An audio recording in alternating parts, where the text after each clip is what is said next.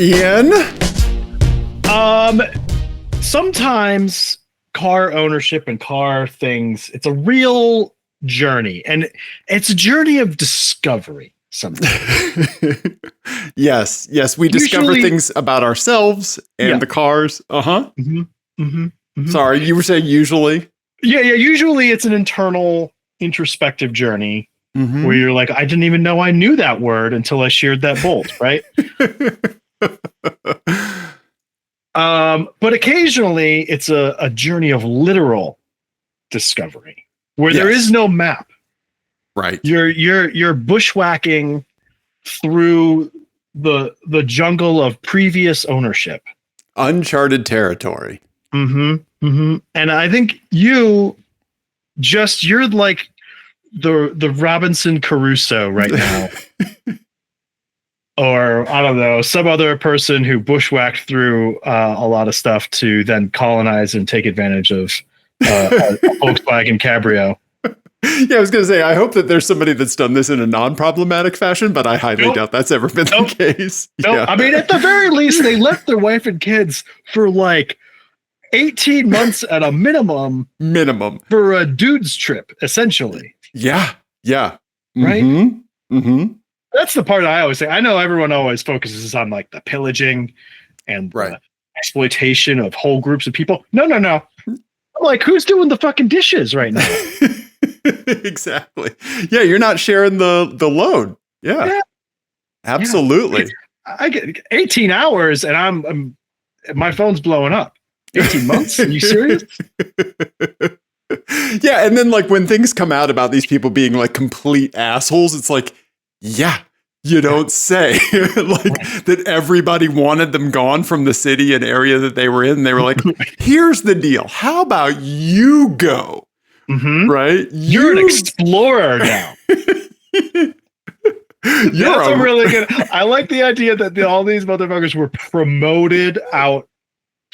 Yeah. Yeah, they were given red shirts in the Star Trek. They were spite promoted to explorer. I like that. I like that theory. Yeah. I'm with new coworkers that I'd like to do that with. Let's go. Yeah. Episode title: Spite Promotion. What were we talking about? Oh yeah, the wiring in our Volkswagen Cabrio. Yes. Yeah. Me somehow. Okay. Dave, do you want to tell the people why we were talking about spite promoting 18th century explorers to go exploit the people of the global south? Yeah, the correlation is the uncharted territory for sure, and certainly not the problematic asshole territory. Hopefully, right? Right. Yep. Yeah. So they always say, like with home ownership, with projects, with anything, like a used PC on Facebook Marketplace. You never know what you're going to find inside. As a storage unit auction, etc. There's highs and lows, and oftentimes way more lows than highs. And as we've established on the show before, there is no bigger idiot on the face of the planet than previous tenant. Yes. Whether you are the one saying that or you're just telling that to someone else to scapegoat what you've done. Which I have done before and will do again. Absolutely. Same here. I was talking to an arborist that was doing some work at our house one time, and it was like, oh no, the previous owner trimmed that branch. And they just looked at me and they were like, yeah. And I said it like that. Yeah. And they were like, yeah, previous owner. Okay. The fact you're not razzing me about this means that like you're going to get the work. Right. Yeah. But yeah, so we have our delightfully lemony Volkswagen Cabrio. And for some reason, I don't know why, the OBD2 port we were unable to find it. It wasn't in the typical location, like kind of down in front of the shifter in the center.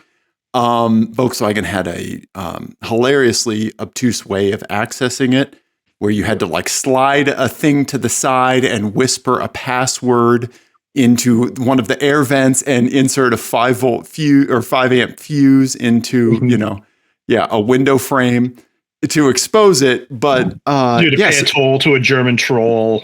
Yes, yeah. I'm out here answering riddles. Right.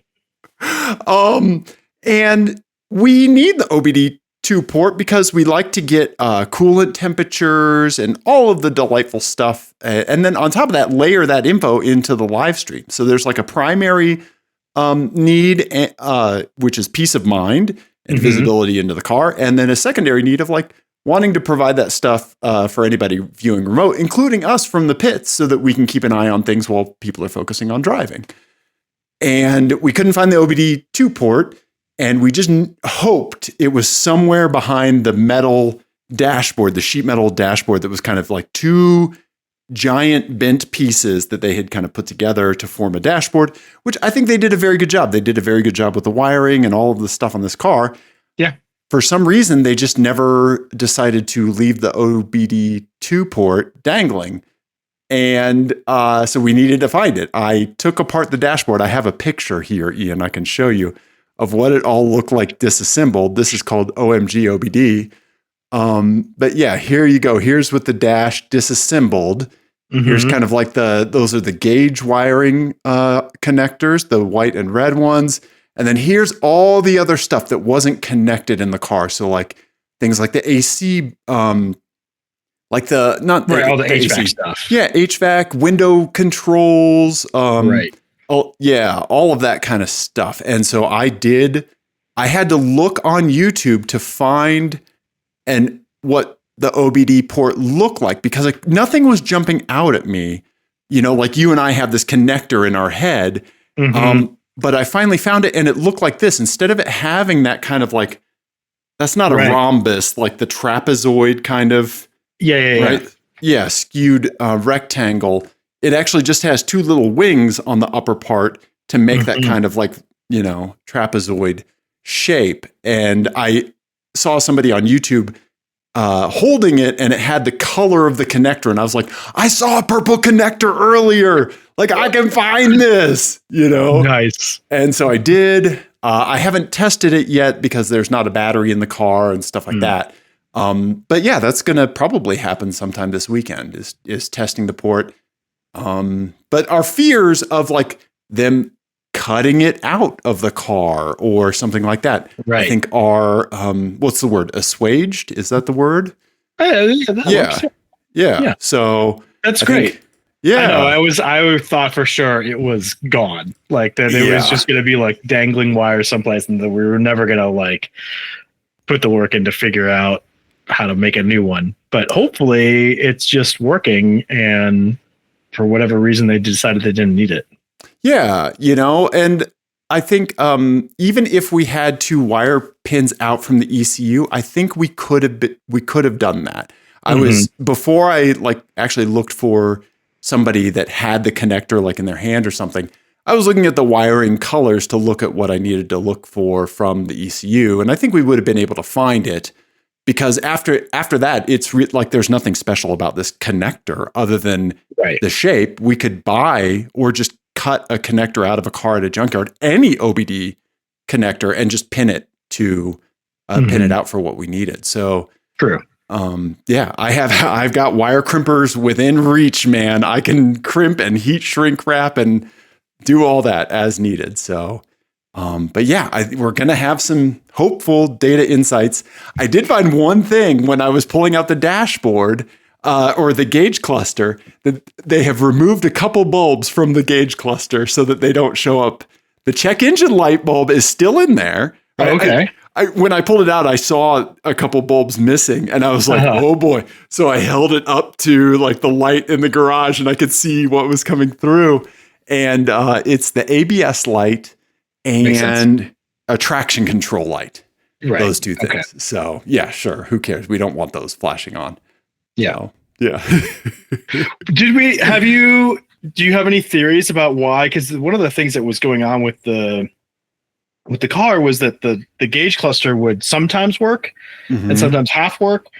A lot of times we didn't have a tachometer, which wasn't really a big deal because we weren't shifting anyway. But but more fuel, right? Right, or fuel. Like sometimes it worked and sometimes it didn't. Did you have any theories as to why that was?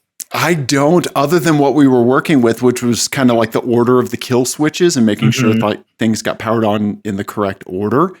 Because all of the connectors and stuff like that back there are very solid. Like there is, this is kind of a best case scenario for us in that like there's a lot modified, but not a lot like compromised or removed or anything like that. Like I'm not really too concerned about like spliced wires or anything like that. So I think it is going to come down to like finding an order of operations for like making sure that gauge cluster works. And then maybe I could, I have this for my Apple CarPlay unit in the Nugget, where sometimes it gets stuck. It'll freeze up every now and then.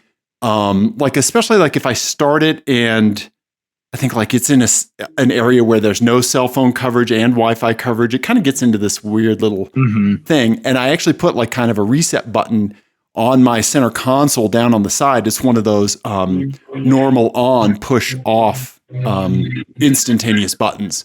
Yeah. And so it just kind of like interrupts the ground to the device, which makes it power cycle. And so we may be able to do that. We may be able to like power cycle the gauge cluster. You know, and we could try that. Like what we can do is we can like kind of have everything on, see that the gauge cluster isn't working. And then we could actually just pull the fuse for it and put it back and see if that brings it back. That's a good idea. Yeah. Yeah. So yeah, that's working theory at this point, but I didn't see anything that caused me to be like, oh, well, this is why our gauge cluster isn't working. So gotcha. Okay. Yep.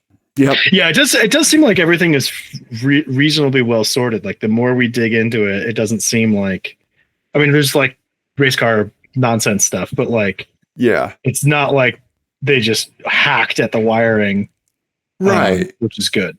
Yes, exactly. Even the things that like we don't agree with or we wouldn't do ourselves, we can see why they did it. Like those heavy weights in the back, the tractor weights, they probably didn't like how a front wheel drive vehicle handled. They chose not to manage it with air pressure or anything else and just wanted the rear to be more planted, you know, or they had like some really heavy footed drivers, some drivers that weren't used to front wheel drive. So they threw some weight in the back to balance everything out.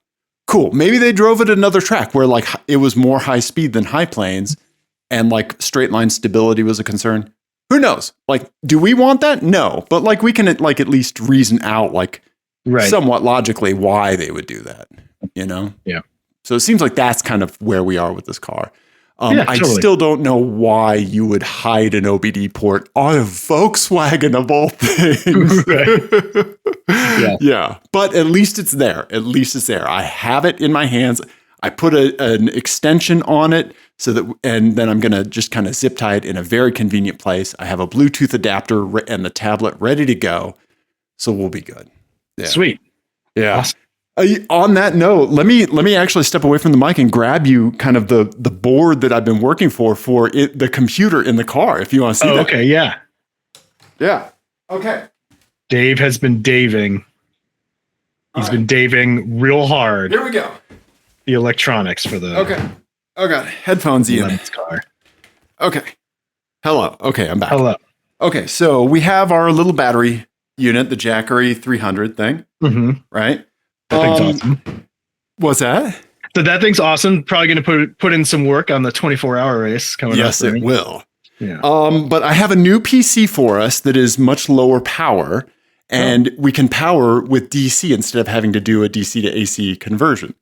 So here's the board that I have made.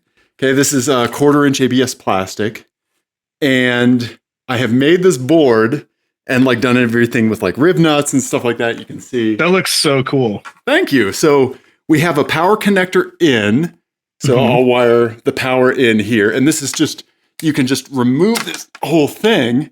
This is for like car stereo stuff. That's smart. Yeah. Yeah. So we can take the whole thing out. We have an integrated fuse block. Right. I put some USB outlets here. Nice. So we have 9 USB outlets to power various things. We have our cell modem with a Cats with Hard Hat sticker. We have some power switches to control things. So this controls the USB outlets here. We have the cellular modem. We need to reset that easy. And then this is for a 12-volt connection that will charge the battery. And I have a diode that will allow voltage to only flow one way. Oh, nice. To the battery, so it won't try to backfeed should the kill switch get pulled. Right. Yeah. Okay. And then the PC is going to just be straight DC power. I have a Deutsch connector, a 2-pin Deutsch connector that I have put a USB-C port on the other end of. And so that will plug into the USB-C port on the Jackery that can provide up to 100 watts out. Oh, wow. And I've run the PC on it with a couple cameras going for about 2 days. And this thing only went down like 60%. Oh, wow. Yeah. It's a very power efficient PC. It's the Intel N150 platform. Okay. So, How will it do? I mean, I'm assuming though, when it's like streaming and all that, that's going to be a much higher load. It will be. Yeah. So I'm going to do like a full on testing, which is why I wanted that like AC, like the ability to charge the battery while we were using the battery. Mm-hmm. Yeah. Cause the other PC, just like a standard Intel PC, with like a 7th or 8th gen Intel, that runs at about 65 watts for its TDP. And this PC, it's 12 watts TDP. So the power consumption is going to be much less. That's great. Yeah. And it's all hardware-based encoding for the video. So like the processor will be cooking, but it's still not using as much power as the PC beforehand. So is it fanless or No, there's a fan. Mm-hmm. There's a fan. Okay. Yep. Yeah. And so I put a couple posts on the back here. These posts, just some PVC conduit, electrical conduit, and some holes here. These actually line up with where the rear seats were mounted in the Fiat. And so I have some long bolts that I can mount this directly to in the hatch of the Fiat. And we'll find a similar place in the Volkswagen for it. Or we'll do that thing where we just hang the whole thing upside down again. Yeah. Yeah. Yeah. Before we had it hanging upside down from the trunk. Yeah. Which worked well. It protected it from rain and stuff like that. Yeah. Yeah. I was thinking, what I was thinking though is if we're doing that again, we should get another copy of the key made. Yes. So that way you can get into it without having to take the key out of the ignition. Yeah, or we could just drill a hole and put a pull release in or something, right? That's it. Yeah. Yeah. So I think we may just do that. Yeah.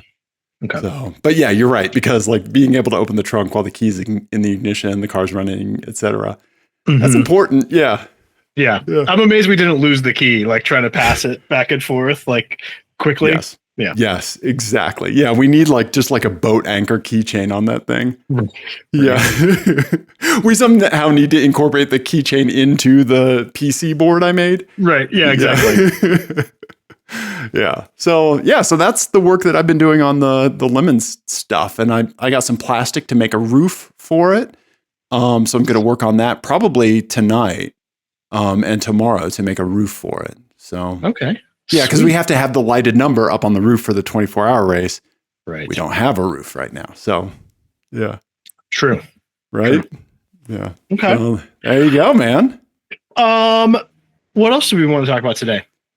Oh, man. Yeah, we got some other stuff. I have some My Eyes. I have a license plate game for you, and we have some Mount Carmore submissions. We do. You want to do those first? Yeah, up to you, buddy, for sure.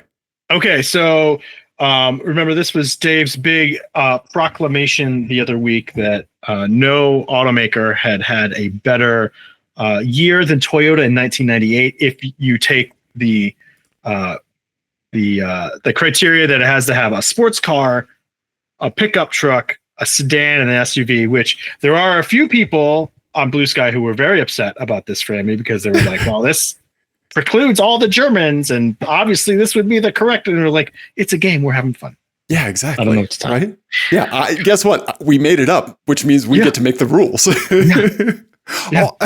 Also, I do think it speaks to an automaker's breadth if they're making trucks and cars. Right. Yeah. No, I think it's a good game. I mean, I don't think anyone's gonna, develop any real awards based on this or anything, but it's fun. Right, exactly.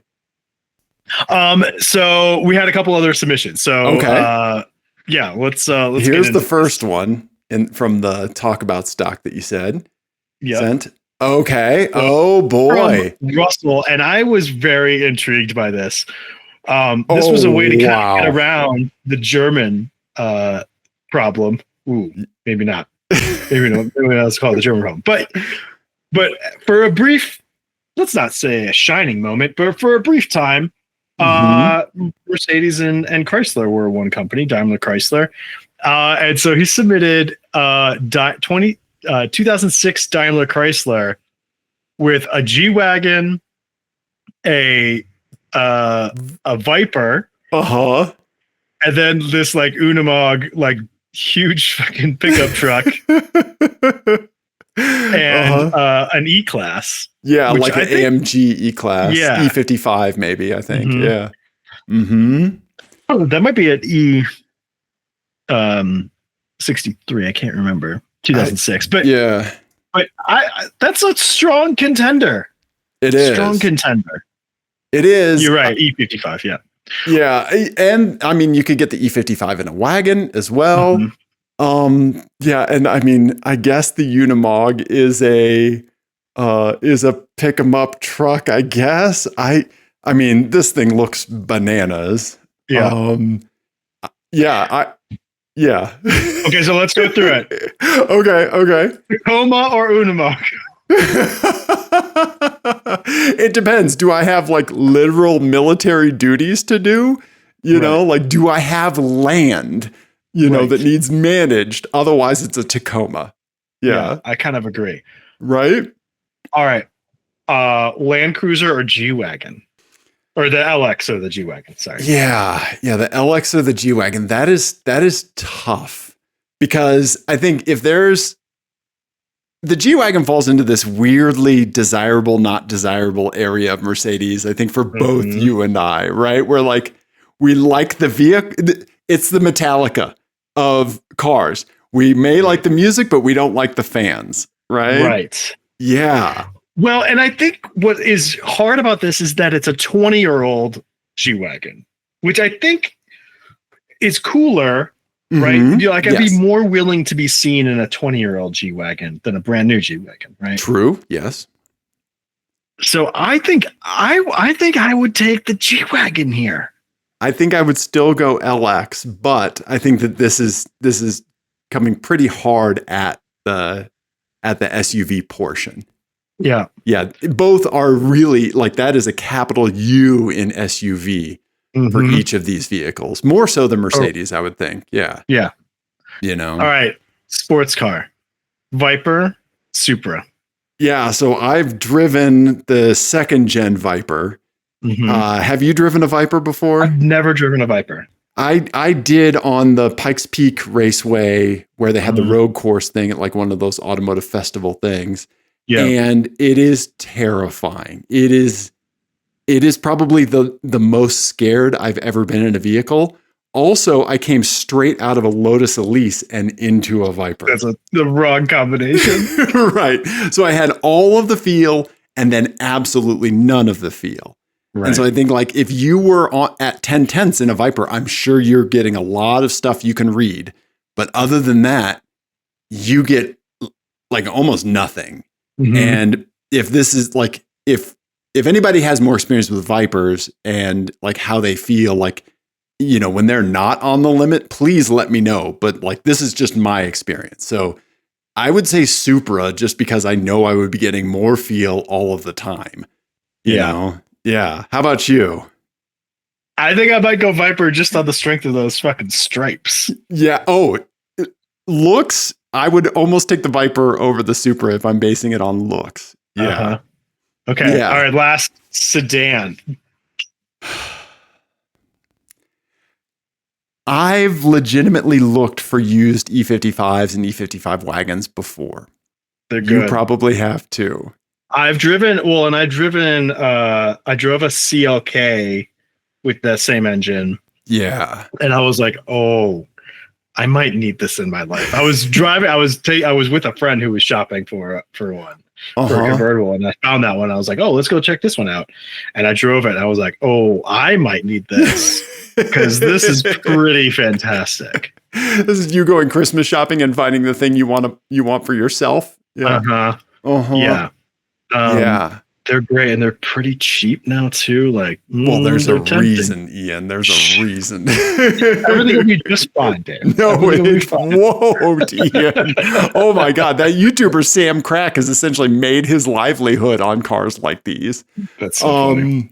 Yeah. Oh, dude, I would go LS just because one of the great things about my sedan is the amount of things I just don't have to worry about. Right. And I would be so concerned about, I would rather be worried about a Supra and have an LS than to like have a, like, say, like a more reliable sports car, like a Honda Civic SI or something like that, that wasn't, the management was removed from, and have the daily something I needed to be more worried about or manage more.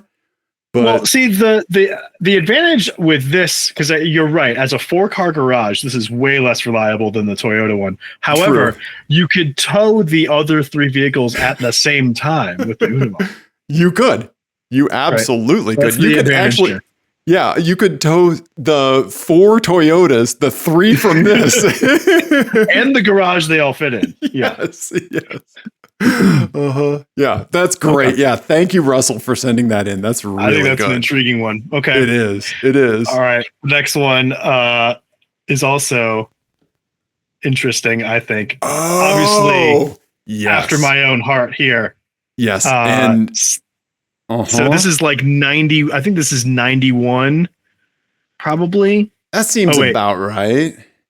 Oh, click on the picture because there's alt text. So okay. Let's see what it 92. says. Okay, so 92 Taurus SHO, 92 Lightning, Ford Lightning, F-150 Lightning, a 3-door Explorer.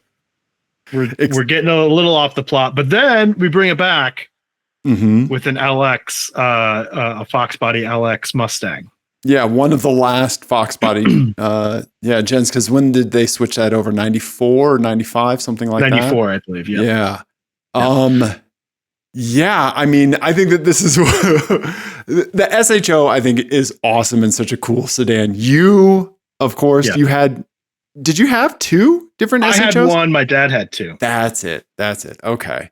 Yeah, within the family, there were 3 total SHOs. Yeah, sure enough. Let's go through it, Ian. Would you take a SHO? I would take the SHO, obviously. SHO over an LX? Over the LS? Yes. Okay. Oh, LS. Yeah. Thank you. Yeah. The Lightning or the Tacoma? I'd take the Lightning. I would too. Yeah. Okay. Yeah. Exploder or non-exploder? Non-exploder. Yeah. I mean, you have to take the Lexus LX in this case, right? Yeah. We have all spent high school years in Ford Explorers on the way to try to convince someone's relative to buy beer for the group. Like that is the official car of underage drinking. Yes. Right. And then the Fox Body versus the Supra. I'm taking a Supra. Yeah, me too. Me too. I think that this hits real hard in the pick 'em up truck and sedan. Awesome spin on the sedan for sure. Yeah, I agree. Yep. Yeah. 2 out of 2 though, or 2 out of 4. Yeah. Okay. Now, Ian, for the audio listeners, Ian has a bunch of exclamation points after this one. This was the one. Remember, I said I thought I had the oldest one possible. This beats me by nearly 10 years. Wow. Goes pretty hard. Okay, Michael submitted this in all caps. Alfa Romeo 1954. Well, real quick, who submitted the last one? Did we give him credit? Don did. Yeah, so thank you, Don Incognito. Yes, okay. Alpha 1954 by Michael. Yes. You're going to have to click on the pictures because there's all text, but yes. So there's the 1954 Alfa Romeo Bat 7. This is a concept car. This is the sports car. Wow. Edition. Okay. Center driving position. Oh, look at that. It is. I didn't notice that. Okay. Super crazy looking. Yeah. Very cool. Like literal Batmobile looking. Yeah. Okay. All right. Just an Alfa Romeo truck. Hey, Alfa Romeo truck. I love that. Super cool looking. Yeah, I like that there's an Alfa in the background of this picture too.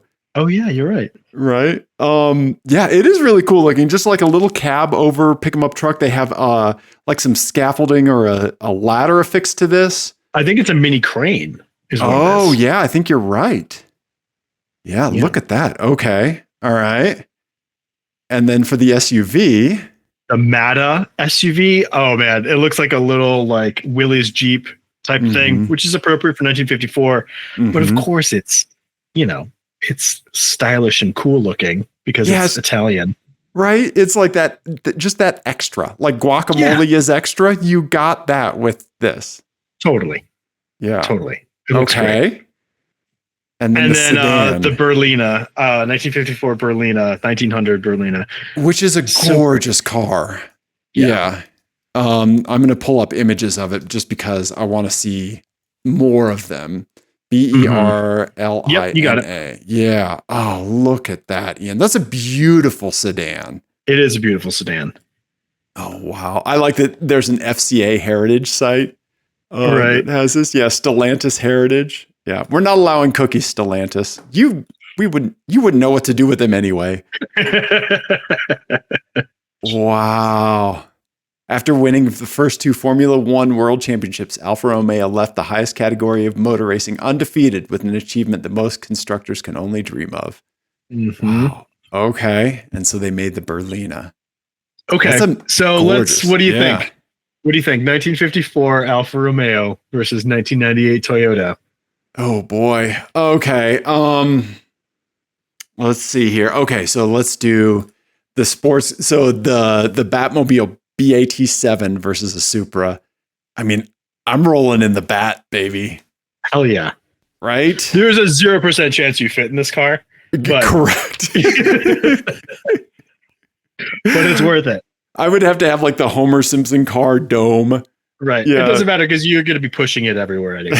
True. Yes. The little pick 'em up truck, the Romeo truck. I think I would take the Romeo truck because that's what I want out of a truck. I want it to be cute and cool looking, but I don't know how functional this would be. Here's the deal. You take the Romeo, I take the Tacoma. I let you borrow the Tacoma to haul parts for your Romeo anytime you need it. Yes. Okay. Okay. Right. Yep. The Mata SUV. 100% I'm taking this. This is amazing. Look at it.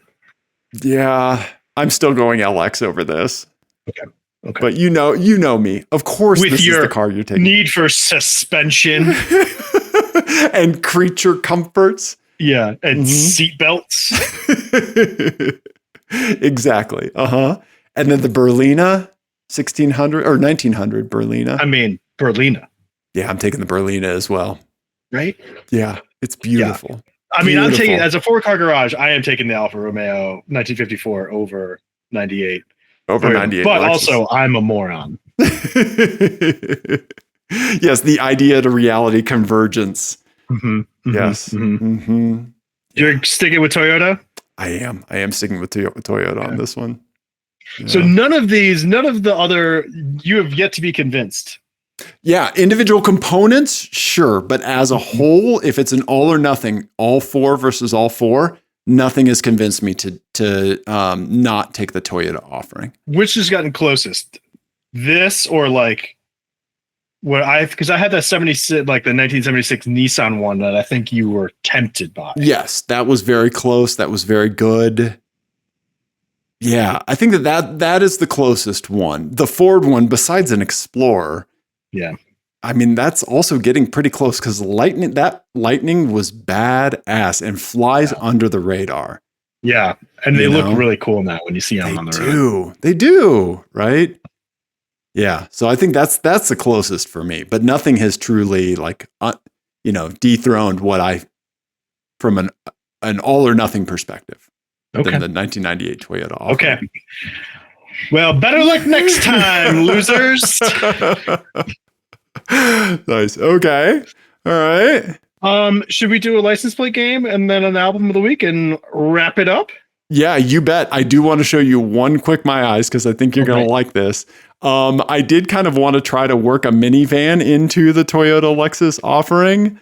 And like it didn't really work out. But I do want to show you a minivan that I like as soon as I was being driven into a Lowe's parking lot. Yeah. And as soon as I saw this, I was like, shut up. I'm taking a picture of this. Like I am actively walking away from the task at hand. I'm walking to this car. There could be 7 Ferraris in the parking lot, and I'm going to this, Ian. Here you go. Oh, yes. This is an Oldsmobile Silhouette, right? Yes. Uh-huh. Wow. I haven't seen one of these in forever. What is this got to be like 93-ish? Probably. Yeah. Let's look it up. Yeah. But it's like a real like wedge-shaped minivan. Yeah. Because there was also the Pontiac, whatever it was. Oh yeah. One was like the oh crap. Yeah, here, let's go on Wikipedia. It'll tell us. Pontiac Montana. Yep. And the Chevy Lumina. Mm-hmm. Yep. The APV, yeah. Yep. And then but there was also the Transport. I think that was the one. That body style was the Transport. Yes, the Transport. Yes, that's it.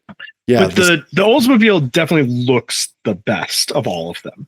I think so. That for picking first gen, I think it looks like a spaceship, like it legitimately does. It does a little bit. I mean, it looks a little like someone left a Saturn at the bottom of a lake for a real long time. But they look bonkers in traffic now because nothing looks like them. Yeah. Yeah, it's like if you go back and watch like Back to the Future too. Like this is one of the cars that they like dressed up to make it look like a futuristic vehicle in that setting. You know, like there were Ford Probes in there. There were these vans. Yeah. I just assumed that all of these were made of just rust at this point. They are. I mean, this is a Colorado car. I assume it's lived a long life here and rust is probably present, but much slower than anywhere else in the country. Yeah. I used to see these all the time in the Midwest, and they were, even then, even 25 years ago, they were just already made of rust completely. Yep. When I've driven or I've ridden shotgun in one of these, the guy that I used to work with at the music store was a drummer in a metal band, and we would go to concerts every now and then. So we went out to Lawrence, Kansas to see, I think, like Clutch, and then Columbia, Missouri to see Clutch. Here's the opening, System of a Down, when they were nothing. Clutch, when they were not bluesy yet. And then Slayer. That was the lineup. Wow. Yeah. Yeah. And it's a wild show. That was a badass show. Yeah. But yeah, so he had one of these. He was a drummer in a metal band and needed to hold drums. And there you go. That'll do it. Right. The only problem that I knew that he had at the time was the transmission wouldn't shift out of first one day. And there was a lube shop across the street, and I think he got it over there or somehow somebody took a quick look at it and just found like one vacuum line disconnected and reconnected it, and everything was back in working order. Wow. Yeah. That's crazy. Yeah. My assumption was that these things were always like unreliable, terrible pieces of crap, but I think it was probably they just rusted out really fast. I think that's the thing that got it. Like interior part decay and rust. I think that those are really the things that ate them up. And, I think that like used minivans often fall into like a segment where they are purchased almost as a disposable vehicle. They'll just be run as long as they possibly can because there's like such a broad demographic of people who could make use of a cheap used van, all kinds of trades and, families. Yeah. Right. And so I think that there's the potential for a lot of like deferred or neglected maintenance and stuff like that, so I think that they've been subjected to that as well. But rust, I think, is the big boy with these. For sure. Yeah. Man, good spot though. Thanks, dude. It was pretty clean. I mean, like, it wasn't too bad. Like all the body molding still pretty much lined up. The decals still looked pretty good. I don't know if they ever reapplied them or anything, but yeah. That's awesome. Yeah. So good there spot. you go. Thanks, man. What else we got? I have a license plate game for you. Let's do it. Okay, here we go, buddy. This one is license plate game 128. And this one is called I am a very important person with money. Okay. All right. Let me just make sure. Okay, here we go. All right, Ian. Go for it, buddy. Oh, wow. Okay. Oh, man. I just saw the license plates. Okay, so we've got a BMW X3 up top in white. Mm-hmm. We've got a Mercedes GL350, also in white. And we've got a silver Cadillac. Which one is this? This is the XTS. XTS. Okay. Mm-hmm. Okay, in silver, right. Okay, and then the plates. One fast VP. Oh my God. We flip and excellent. Excellent.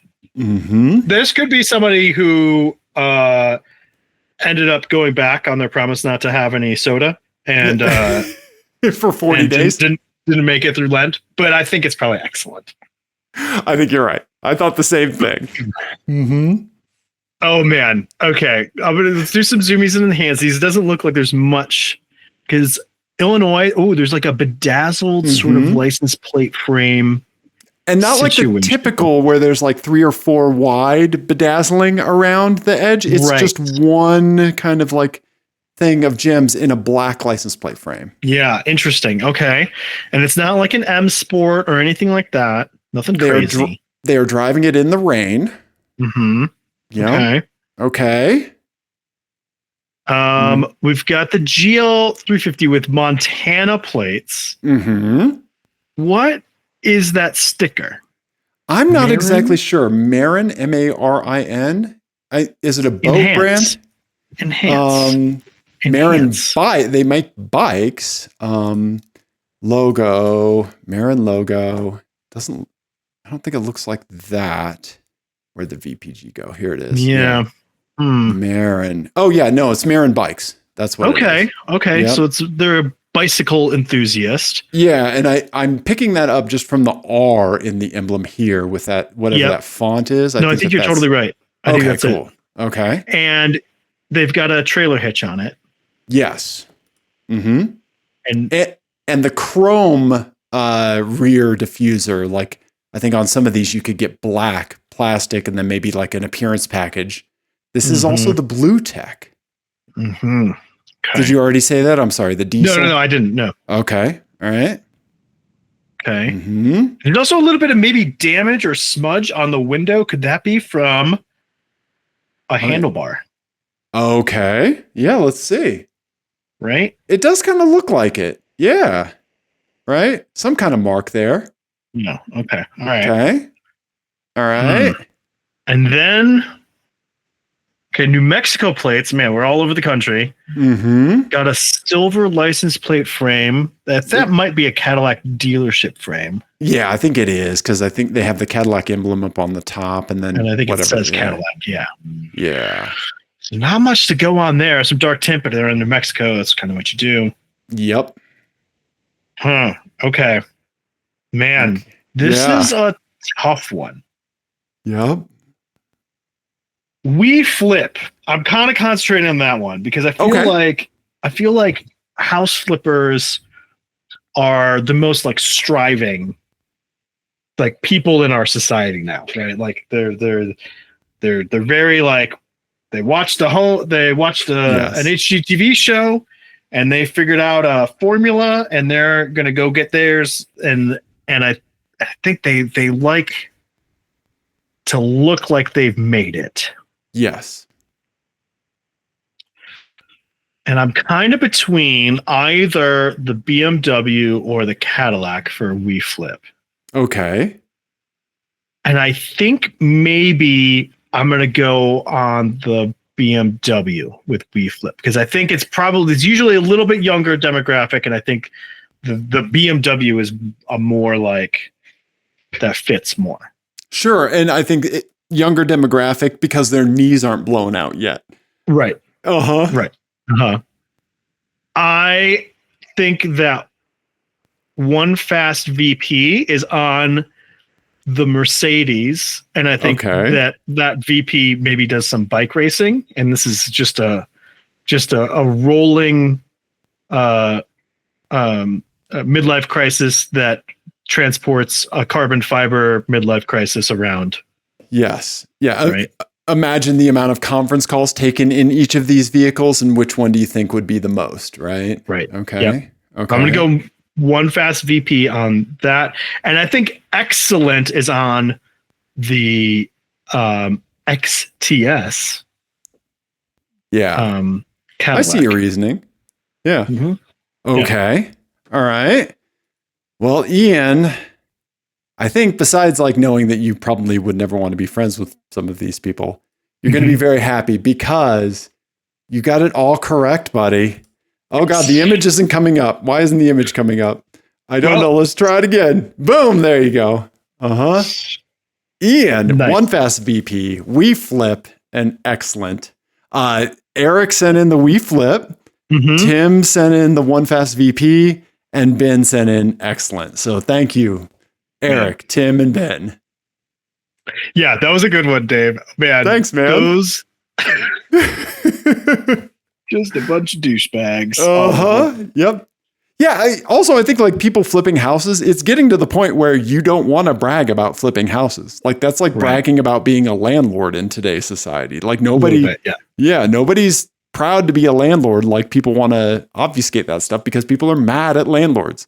People are like, especially people in the trades are mad at house flippers, home inspectors, like all that stuff. Like there's so much like downstream BS that I see on Instagram reels and stuff like that. That are so like, anti-landlord, anti-flippers, all that stuff. So yeah, crazy, but good job, Ian. Good job. Thank you. That was good. I like that. Yeah. Shall we wrap it up with a album of the week? That would be awesome, buddy. Yeah. What do you got for us this week? Are you still digging into some vintage stuff? So no, this is a brand new one. This one is sort of like the album of the moment that people are kind of talking about right now. Okay. It is by Dijon, like Dijon mustard. Okay. And it's called Baby. Okay. And it's kind of like, I was trying to think of a way to describe this, and I think it's like if Perfume Genius and Prince got together to make a Boys to Men album. Okay. It's very like, at times it's very like straight ahead R&B-ish, but then there's like weird like funk things that happen and weird kind of electronic flourishes, a little bit of hip hop like sprinkled in there. Like it's very interesting, and I've only listened to it through like one and a half times. So I want to spend some more time with it, but it's really, really intriguing, and I really like it. Nice. Okay. I will check this out. Dijon Baby. Mm-hmm. Yeah. Nice. Yeah. So one of those ones where like the bass genre isn't my thing, but it's got just enough like other things going on to kind of pull me in. Sure. So I like it when that happens. Nice, man. Nice. Okay. Yeah. Like really cool. Sturgill Simpson. Like I wouldn't normally listen to a country record, but his stuff has like enough other things going on where I'm like, oh, that's interesting. Sure. Yeah. I get that. Yeah. Okay. That's awesome, man. Okay. Dijon Baby, links in the YouTube description. Nice, man. Okay. I'm going to give this a listen for sure. Yeah. I think you'll dig this. Yeah. Nice. This will be on in the garage when I am trying to figure out how to make the plastic roof for the Lemons car tonight. Nice. I promise you. Yeah. I think you'll dig this because I think this kind of goes towards your like Frank Ocean sort of things that you like. So I think you'll like it. Awesome, man. Okay. Nice, dude. Yeah. So if people want to submit their quadfecta of Mount Carmore, I think the best place to do it is on Blue Sky. So I'll put a link to the post in Blue Sky and you can reply there. Yeah. And it's actually our pinned skeet right now. Our pin. Oh God, they're still going with that, aren't they? Still saying skeet. So you just go to if you go to our profile on Blue Sky, it's the first thing you'll see. So yeah. Okay. That. How do we do that? There it is. Okay. There it is. Mm-hmm. Okay. Dave, what else should people do? Oh yeah. if you want to include your car in our annual Show Us Your Car special at the end of the year, email pictures and anything you'd like about your car. Don't send parts, please. But yeah, just email apexadjacent@gmail.com, and we'll put it in our year-end special, Show Us Your Cars 2025. Deadline will be sometime early to mid-December, but yeah, want to get in front of that. And please show us your cars. Yeah. License plates, everything else, 720-515-1391. You can leave us a voicemail. We'll maybe play it on the show. Everybody, thank you. We love you. Goodbye.